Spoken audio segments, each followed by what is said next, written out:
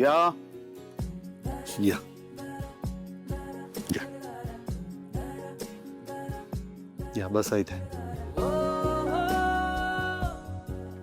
या सावकाश. हो बसा. नमस्कार. नमस्कार. अंशू, या कोण? दादा, या मोहिती आजी आत्ताच भेटल्या मला.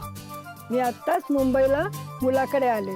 तो मला घ्यायला येणार होता, पण त्याला उशीर झाला. अरे दादा, आपल्या ऑफिस बिल्डिंगच्या बाहेरचा बस स्टॉप आहे ना, तिथे मुलाची वाट बघत उभ्या होत्या. उन्हात उभ्या होत्या रे. मी म्हटलं आमच्या ऑफिसच्या लॉबीमध्ये आरामात थांबा. चालेल ना दादा? अरे म्हणजे काय, अर्थात चालेल. अजय, तुम्हाला काही चहा कॉफी काही सांगू? अंशू, एक काम कर, कॅन्टीन मधनं अजिंसाठी चहा कॉफी काहीतरी सांग. दादा, ते सगळं झालं. खूप गुणी हो तुमचा भाऊ. मला आवर्जून ऑफिसात आणलं, खाऊ पिऊ घातलं, चहा घ्यायला भाग पडलं. असं परक्या माणसासाठी कोणी करतं का? मला वाटायचं मोठमोठ्या ऑफिस मधले माणसं मला शिष्ट असतात, पण तसा तो अजिबात नव्हता तुमचा भाऊ. लहान आहेस म्हणून अरे तुरे करते बर का. करा की आजी, केलंच पाहिजे. आहोजाव केलं तर ऑकवर्ड होईल मला. त्याच्या बोलण्यात सारखं तुमचं नाव येत होतं. म्हणलं चला भेटूया, चांगले संस्कार कुणी याच्यावर केले ते पाहूया. संस्कार तर काय सगळीच मोठी माणसं करतात, पण मुळात चांगुलपणा आपल्या अंगात असावा लागतो आणि तो जन्मजात असायला लागतो. तो फक्त काही संस्काराने येत नाही. बाळा, तुम्हाला मदत केलीस तुझे खूप खूप आभार. आणि तुमचे पण आभार. आभार कसले त्याच्यात? चला येते मी. तुमच्या मुंबईमध्ये खूप ट्रॅफिक आहे म्हणून माझ्या मुलाला यायला उशीर झाला. चला येते मी. दादा, मी ड्रायव्हरला सांगितलंय त्यांना घरी सोडून यायला. उत्तम केलंस. सुखी राहा. या.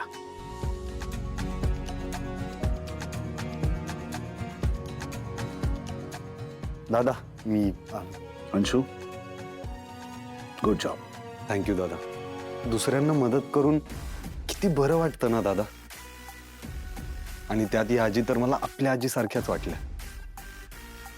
आणि महिलांना तर मदत केलीच पाहिजे, यु नो. श्वेताचा वाईट एक्सपिरियन्स आला म्हणून मी खचून नाही जाणार. समाजातल्या गरजू स्त्रियांना मी नेहमी मदत करत राहीन दादा.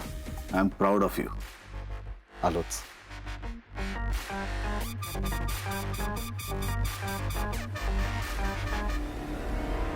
भीती वाटून घेऊन तू स्वतःचं नुकसान करून घेते. आज तुला त्रास दिलाय, तुला घाबरवले, उद्या आणखी मुलींना घाबरवणार. हे कुठेतरी थांबायला हवं. श्वेता, मी तुला भेटले कारण मला तुला मदत करायची आहे. मॅम, मी माझ्या आईची शपथ घेऊन सांगते, मी काही चुकीचं वागत नाही हो. मी कामाला येते, काम करून घरी जाते. मी कोणाशी ओव्हर फ्रेंडली सुद्धा होत नाही. पण अंशुमन सर माझ्याशी खूप विचित्र वागतायत. काम करणं मुश्किल झालंय आणि मी सोडू पण शकत नाही हो.